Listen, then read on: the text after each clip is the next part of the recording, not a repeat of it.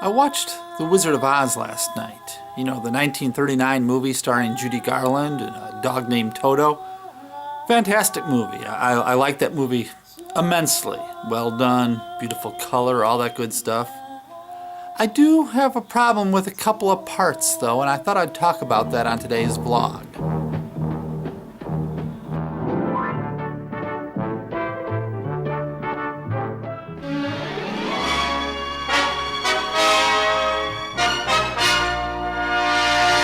Well, hello there, Old Man Kelly here, Jeff to my friends. You can call me Jeff.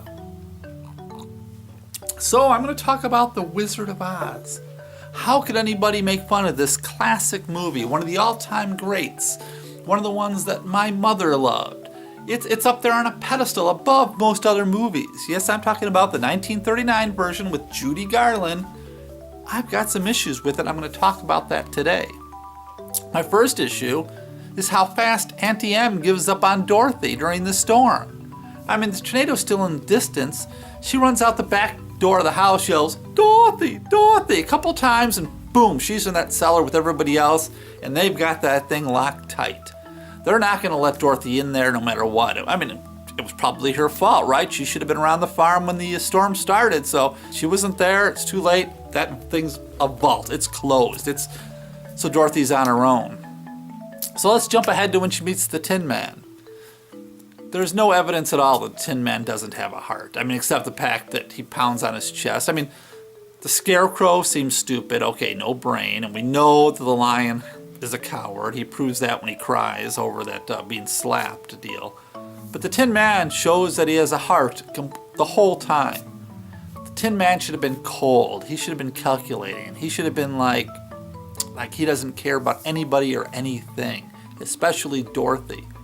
The minute he shows he cares about Dorothy, then that whole part about I don't have a heart, screw that. That was never an issue in this movie. But now we're going to go to the big one, the one that really drives me crazy, and that's the wizard himself. What a jerk! I'm serious about this. Dorothy comes to him for help, her and her friends.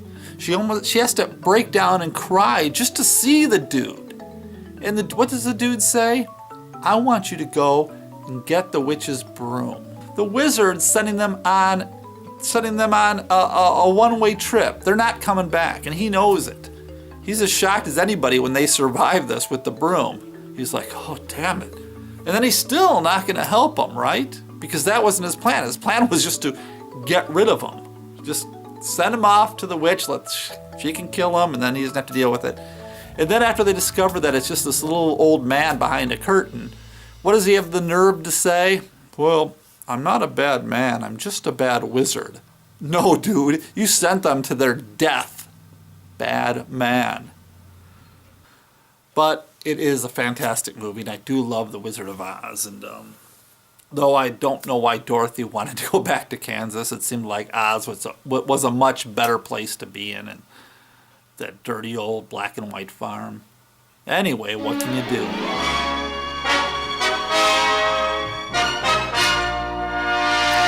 So today I want to talk about a movie that's, well, it's not a rare movie. It's a movie that's available for anybody to see. It's a widely known movie, so it's not some rare gem that I'm going to throw at you. But it's a movie that I love and a lot of people hate, and that's 2001: A Space Odyssey.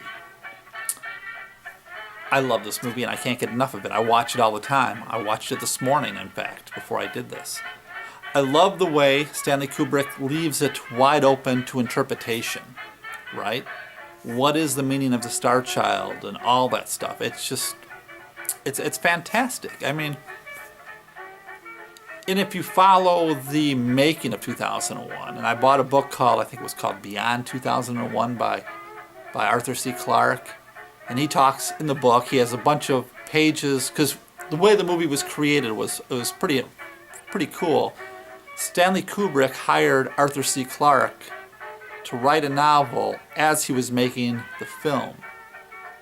The film isn't based on the novel. They were created at the same time. So Arthur C. Clarke would write some stuff, show it to Kubrick. He would say what he likes and doesn't like. Arthur C. Clarke would change some stuff, then Kubrick would make parts for the movie that weren't in the book, and so Clarke would write what he saw Kubrick doing in the movie. In the book and the movie they come out to be two different things. They don't coincide. The book is more Arthur C. Clarke's take on the whole thing, and the movie is more Stanley Kubrick's take on the whole thing. And what I find remarkable is Stanley tried to minimize the dialogue as much as possible and take out any explanation of what was going on. After the film premiered originally, he took it back and he cut out 17 more minutes, mostly of dialogue that was explaining more of what was going on. He wanted to make this movie so wide open to interpretation that everybody would have their own view of what everything meant. And I love that. And people always say, what do you think Stanley Kubrick or Arthur C. Clarke meant by this? It doesn't matter. What matters is what it means to you when you watch the film or read the book. Did you want Leonardo da Vinci to leave a note with the Mona Lisa explaining what she's smiling about and why she has that mysterious look on her face? No, the genius of good art is not knowing what the artist meant or was trying to say with their art. It's trying to interpret how that art affects you and the interpretation you put on it. Nothing bugs me more than an artist who somebody says, can you explain what you were trying to say with this film of yours? Well, I was trying to show the duality of man, blah, blah, blah, blah.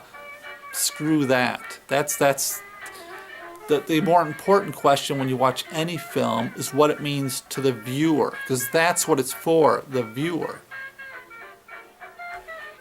In 2001: A Space Odyssey leaves that so wide open. It's unbelievable. And it was funny that I was on YouTube today also after I watched the movie, and I was watching a lot of clips where people tried to explain the end or explain the movie. And it was almost laughable, some of their comments. Anyway, 2001, I understand why some people don't like it, but I think it's a fabulous movie, and I could go on and on about it. But anyway, thanks for indulging me on this one.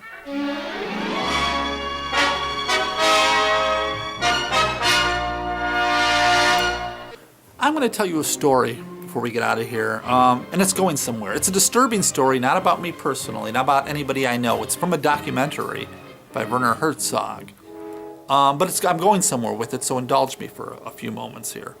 He has a documentary called The Burden of Dreams, and it's about his making of the film Fritz Corraldo. Now in Fritz Corraldo, the main character attempts to drag a boat up over a mountain from one river down the other side of the mountain to another river to import rubber to build an opera house, but that's a different story. The fact is that Werner Herzog attempted to do it for real while making the movie, to actually drag a boat up over a mountain and down the other side. So he put himself in the position to accomplish the same thing the character in a story was going to do. That's why the documentary is called The Burden of Dreams. It was his dream. Well, anyway. But he tells the story in the documentary about when they hired, the people of the jungle, whatever you want to call them, the natives or whatever, to cut down all the trees in that section so they could build a thing to get the boat over. And he gave them all chainsaws. And one guy was out there with a chainsaw cutting down trees when a snake, one of the most venomous snakes in the world, I don't know what kind, bit his leg. Now apparently this snake, if you don't get to a hospital within minutes, you're dead. And there's no hospital around. There was nothing that could be done for him at that moment. If he tried to get help, he was dead. So what the guy did was turn on his chainsaw and hack off his own leg before the poison got into the rest of his system. Werner Herzog swears this story's real, and I have no reason to doubt him. But then I was thinking about those pain scales the doctors use, things like this. Now this is actually a joke pad for a creative person, a designer. It's prescriptions for creative pain relief, so you get it? But I've seen doctors really use these type of things, where you have to rate your pain. And this goes from no hurt, and that's the smile, to hurts the most with the crying sad face at the end. And I'm saying, well, to use one of these pain scales that doctors use, you really have to understand both sides. And I would say that hurts the most awful pain is probably that guy hacking off his leg, right? I mean, I've had kidney stones and that was awful, but I tend to think something like hacking off your own leg with a chainsaw would be a lot more painful. Am I correct about that? So I would say when he says hurt the most, when a doctor asks, I don't know how to judge that. I mean, I thought kidney stones hurt the most, but, you know, and then no hurt? Don't we all hurt just a little bit inside most of the time? Have any of us not hurt at all? Maybe when I've had a lot to drink. So how do you judge what to pick there, you know? It's like when I got these glasses that is A or B better? A or B? A or B? And I'm like, they look the same to me. And I had a doctor tell me one time, you have to pick one. What if I pick wrong? They both look the same. Anyway, pain scales. I think you need a frame of reference to know what no pain is and what the most pain is. And if you don't have that frame of reference, how do you pick? Well, we had 3 views last week, down quite a bit from the week before, but I'm going to keep plugging away at it. The few of you that do watch this, I thank you for that. I'm going to start making short little artsy films to put on my channel. I made one a few years ago, 7 years ago I think, 6 years ago, called Self-Indulgence, which is beeping. Self-indulgent, that's probably what they'll all be that I'm creating, but I'm going to start doing that and posting those on this channel as well. Besides that, I appreciate you watching. I'll be back next week with something exciting, I hope. Thanks. Bye.